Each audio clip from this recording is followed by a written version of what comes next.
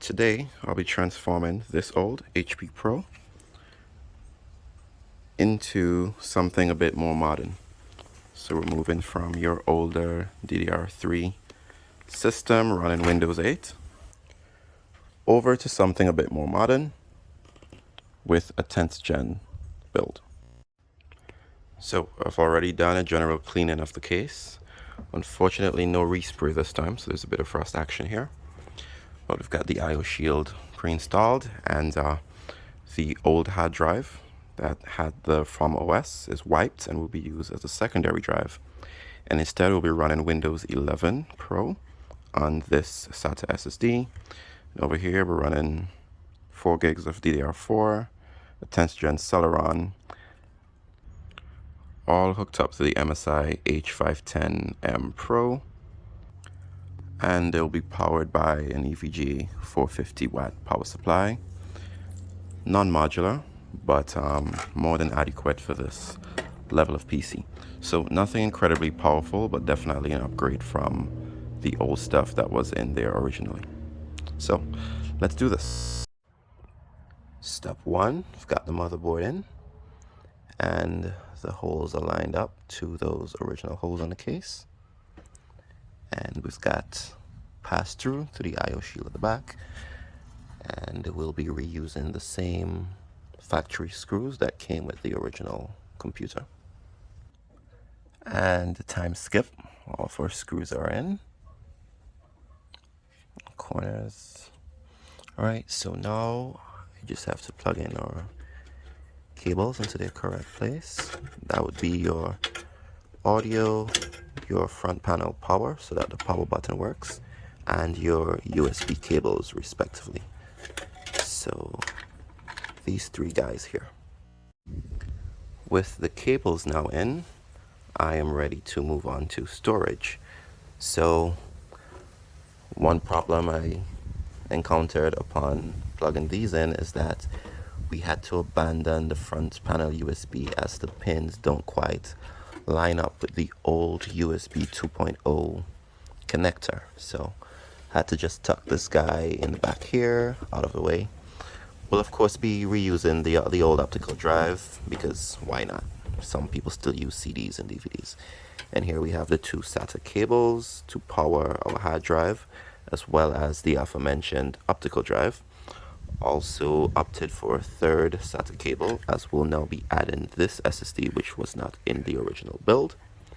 So our hard drive slots in under here. Of course, you can see the mount holes that correspond. But before we do that, we have to find a way to attach the SSD. So I've opted for humanity's best invention after pizza, which is double-side tape, or Velcro in this case. And there it is. Holds really well. So with the SSD out of the way, now we move on to our hard drive for secondary storage. And the hard drive slots into its own little corner here, atop the SSD, and we get this final screw in. Then we attach its own dedicated SATA cable.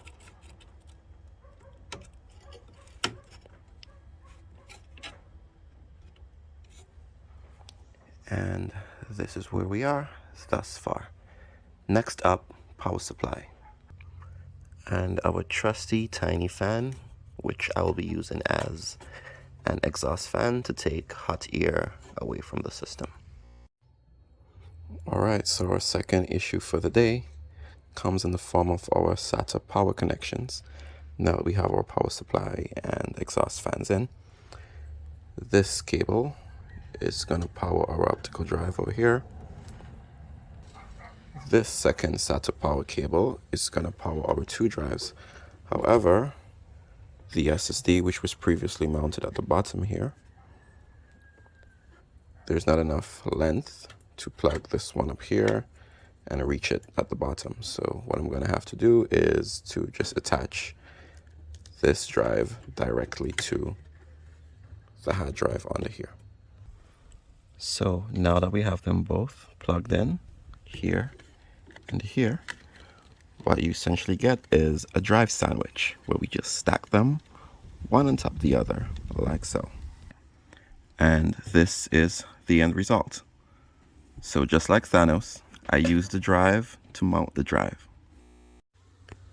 And this is the finished product. The logos are upside down because, of course, these older cases were inverted.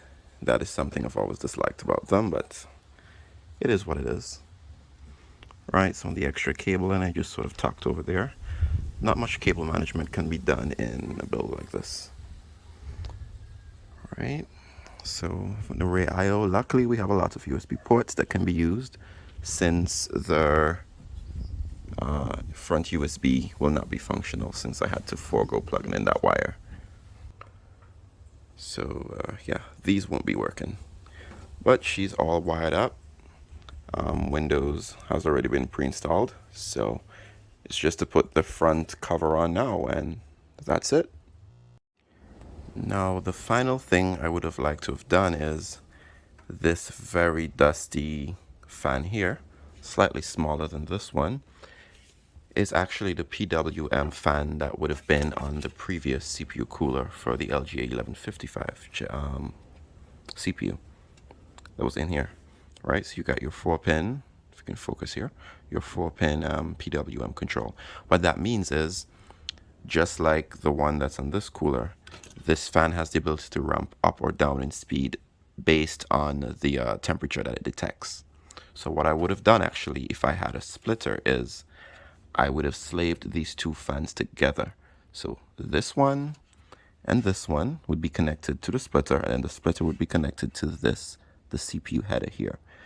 And I would have mounted this fan atop this grill right here, which goes here on the side panel. So you would essentially get a push-pull configuration where this fan here would be stacked on top of this CPU fan here. So this would draw cool air in from the outside through these vents, funnel it down atop this CPU cooler, which then is also spinning, and then the exhaust fan at the back would pull that heat out of the case. Unfortunately, I do not have a splitter, and this motherboard only comes with the two fan headers, which is the CPU header here and the one for a single fan. So unfortunately, that's that. So with that said, the build comes to an end. We have the side panel on. If you have a peek here, you could actually see that stock Intel CPU cooler through the vents, kind of reinforcing what I was saying earlier, where if I had a fan here, it would have been blowing air directly onto that cooler, but I digress. The build is finished. Everything's all put together, and it's just to plug her in and see how she runs. And with the motherboard that's in here, any future upgrades are totally possible and quite easy. Thanks for watching, y'all.